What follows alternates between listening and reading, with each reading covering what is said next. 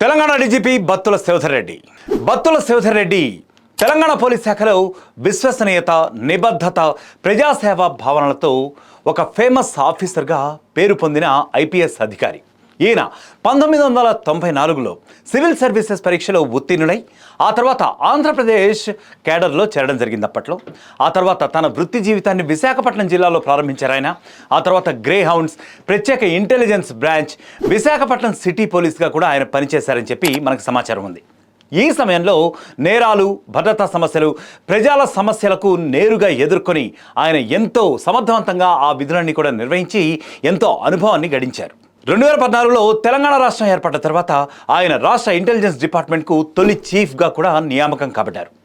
ఈ పదవిలో ఆయన రహస్యవర్గ సమాచారం అంటే ఇంటెలిజెన్స్ ఇన్ఫర్మేషన్ కలెక్షన్ ఒకటి, ఆ తర్వాత నేరరహిత తెలంగాణ కోసం చాలా కఠినమైనటువంటి ఒక నిబద్ధతతో కూడిన ప్రయత్నాలు కూడా చేశారని చెప్పి మనకు తెలుస్తుంది. సో ప్రజల భద్రత, ఆ తర్వాత న్యాయం విషయాల్లో ఆయన చాలా పేరు సంపాదించారు. 2016లో అరైవ్ అలైవ్ అనే రోడ్డు భద్రతా అవగాహన కార్యక్రమాన్ని ఆయన ప్రారంభించారు. ఈ కార్యక్రమం ద్వారా సాధారణ ప్రజలకు రోడ్ల భద్రత గురించి ఎన్నో అవగాహన కార్యక్రమాలు కూడా నిర్వహించారు.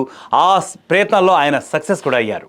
అదే ఏడాదిలో తెలంగాణ పోలీస్ శాఖలో ప్రజల ఫిర్యాదులపై చాలా ఎఫిషియెంట్గా రెస్పాండ్ అయ్యేందుకు, ఆ కంప్లైంట్స్ని స్వీకరించేందుకు ప్రజా ఫిర్యాదు బాక్స్ అంటే పీపుల్ కంప్లైంట్ బాక్స్ను కూడా ప్రవేశపెట్టారు. అప్పట్లో ఇది చాలా ప్రజాదరణ కూడా పొందింది. అందువల్ల ఆయన ప్రభుత్వ సేవలో తన నిబద్ధతకు గుర్తింపును కూడా పొందారు.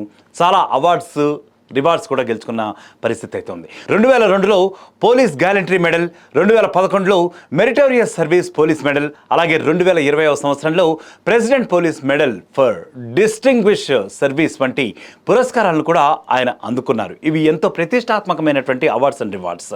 ఈ అవార్డులను ఆయన నాయకత్వ నైపుణ్యం అంటే లీడర్షిప్ క్వాలిటీస్ కనుకోండి, ఆయన చూపించినటువంటి డెడికేషన్ అంటే కఠిన శ్రమ కనుకోండి, ప్రజల భద్రత లాంటి విషయాల్లో ఆయన చూపించినటువంటి డెడికేషన్ లెవెల్స్కి ఒక గుర్తింపుగా పోలీస్ శాఖ ఇప్పటికీ కూడా గర్వంగా చెప్పుకుంటూ ఉంటుంది. 2025 సెప్టెంబర్ 26న శ్రీధర్ రెడ్డి గారు మనందరికీ కూడా తెలుసు ఇటీవలే తెలంగాణ రాష్ట్ర డీజీపీగా కూడా నియమితులయ్యారు. ఎందుకంటే ఆయన చూపెట్టినటువంటి అంకిత భావం, సేవాభావం వీటన్నింటినీ దృష్టిలో ఉంచుకుని తెలంగాణ సీఎం రేవంత్ రెడ్డి ఆయన డీజీపీగా నియామకం చేస్తూ ఆర్డర్స్ ఇప్పించారు. డీజీపీగా బాధ్యతలు స్వీకరించిన వెంటనే ఆయన చాలా స్పష్టంగా కొన్ని విషయాలు అయితే ప్రకటించారు. మనం వీటన్నింటిని కూడా దృష్టిలో పెట్టుకోవాలి. యూనిఫామ్లో ఉన్న వాళ్లకు అవినీతికి స్థలం ఉండకూడదు, చాలా క్లియర్గా చెప్పారు ఆయన. డీజీపీగా నియమితమైన తర్వాత ఆయన పోలీస్ శాఖలో న్యాయం, ఇంకా ట్రాన్స్పరెన్సీ అంటే పారదర్శకత, ఇంకా ప్రజాసేవ భావనలకు ఎంతో ఇంపార్టెన్స్ ఇచ్చి ఆ శాఖలో కొంత సరికొత్త కల్చర్, ఇంకా రెస్పాన్సిబిలిటీ టేకింగ్ అనేది, ఆ తర్వాత ప్రజలతో సానుకూల సంబంధాలను కూడా పెంపొందించడానికి ఎప్పటికీ కూడా కట్టుబడి ఉన్నాను అని కూడా ఆయన మీడియాతో చెప్పడం జరిగింది. అలాగే శ్రీధర్ రెడ్డి గారి జీవితంలో కఠిన శ్రమ, నిబద్ధత, అలాగే ప్రజాసేవ భావనతో నిండిందని చెప్పుకోవచ్చు. ఎందుకంటే గత కొద్ది కాలంగా కూడా ఆయన సేవలు చూస్తూనే ఉన్నాం ఇప్పుడు మనం చెప్పుకున్నట్లుగా. సో ఆయన నాయకత్వం, ప్రోత్సాహం, ఇంకా దిశానిర్దేశనం, ఇంకా గైడెన్స్, ఆయన అనుభవం, అపరమైనటువంటి ఆయన అనుభవం అనేవి తెలంగాణ పోలీస్ శాఖలోని ప్రతి అధికారికి, ప్రభుత్వానికి, రాష్ట్ర ప్రజలకు కూడా చాలా ఇన్స్పిరేషన్గా నిలుస్తుందని చెప్పి ఇప్పటికే పలు వర్గాలు చర్చించుకుంటున్నాయి.